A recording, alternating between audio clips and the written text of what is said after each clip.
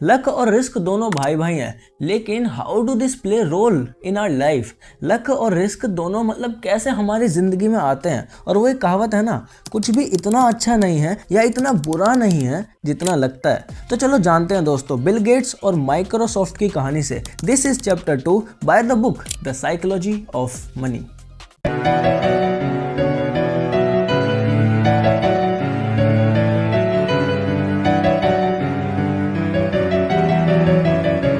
Bill Gates founder of Microsoft, लेकिन Microsoft बनने में दोनों लक और रिस्क दोनों चीज़ें थी। तो शुरू से शुरू करते हैं। हमारे बिली भाई ने ऐसे स्कूल में एडमिशन लिया था जहां दुनिया का एकमात्र कंप्यूटर था, lake side school, just Seattle के हल्का सा बाहर। और यूनिवर्सिटी ग्रेजुएट्स के पास भी इतना एडवांस कंप्यूटर नहीं था जितना बिली भाई को 8th ग्रेड में मिल गया। अब 13 साल उम्र थी हमारे बिली भाई की 1968 में, और वो अपने क्लासमेट से मिलते हैं जिसका नाम पॉल एलन। पॉल भाई भी कंप्यूटर से बहुत ऑब्सेस थे, और इनके स्कूल में कंप्यूटर जनरल करिकुलम की तरह नहीं कि एक लाइन बनवा करके लेके जा रहे हैं, सिखा रहे, नहीं, वो इंडिपेंडेंट था, कोई भी कभी भी यूज़ कर सकता है।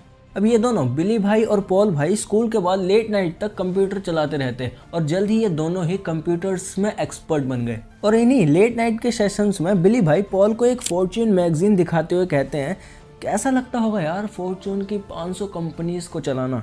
पॉल भाई कहते हैं कि उन्हें कोई आइडिया नहीं है इसके बारे में। बिली भाई, शायद एक दिन हमारी खुद की एक कंप्यूटर कंपनी होगी।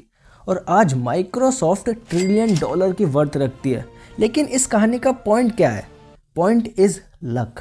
अगर मान लो लेक साइड स्कूल ही ना होता तो कोई कंप्यूटर भी ना होता, और आज माइक्रोसॉफ्ट भी नहीं होता। ऐसा खुद बिली भाई ने 2005 में स्कूल ग्रेजुएटिंग क्लास में कहा था। बिली भाई बहुत स्मार्ट, बहुत हार्ड वर्किंग और बचपन से ही कंप्यूटर एक्सपर्ट थे, और दसियों लाखों बच्चों में से एक जो लेक साइड स्कूल गए, तो दैट वाज लक।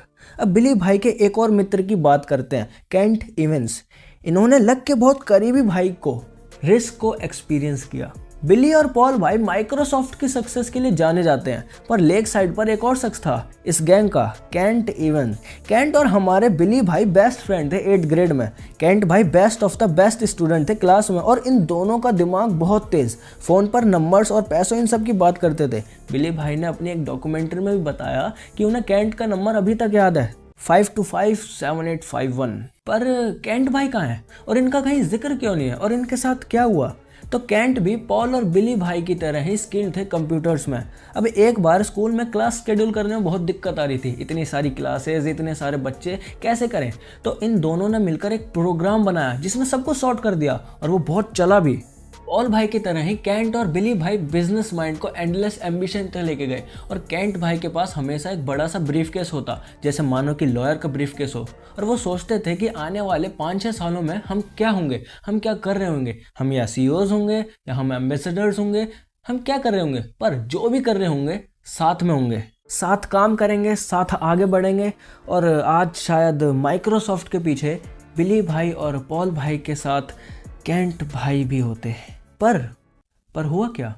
केंट भाई died before passing high school इन अ माउंटेनियरिंग एक्सीडेंट, और दसियों लाख में से किसी एक की ही हर साल इसमें डेथ होती है। कहा था ना, लक का बहुत करीबी भाई, रिस्क। बिली भाई ने 1 in a million luck experience किया लेक साइड स्कूल जाकर, और केंट भाई ने 1 in a million risk experience किया। Same force, same magnitude, but opposite direction. तुम्हें को सिर्फ एक इन 8 बिलियन लोगों में, तो तुम्हारे कॉन्शियस डिसीजन से कई ज़्यादा फर्क जो तुम्हारे कंट्रोल में नहीं है उससे पड़ता है। कुछ भी इतना अच्छा या इतना बुरा नहीं है जितना दिखता है। ऑथर ने रॉबर्ट शिलर, जिसने इकोनॉमी में नोबेल प्राइज जीता, उससे पूछा कि तुम क्या जानना चाहते हो जो हमें नहीं पता।